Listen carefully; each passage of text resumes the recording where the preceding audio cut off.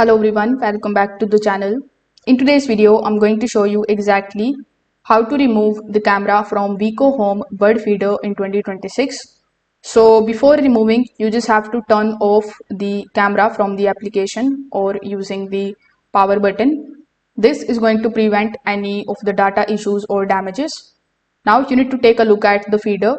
The camera is usually attached at the front or the bottom section of the feeder.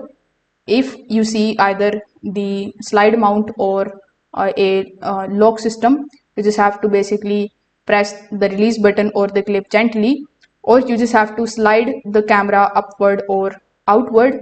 Do not force it. If it is not working, simply check for the hidden latch. Once it is loose, simply pull the camera out slowly. If there is any cable, you can disconnect it gently. For battery models, it should come out fully on its own. Now you can basically change the camera, you can clean the lens and reset the device. After you are done, you can attach it the same way. If this video helped you out, make sure that you like this video and subscribe to the channel. Thanks for watching.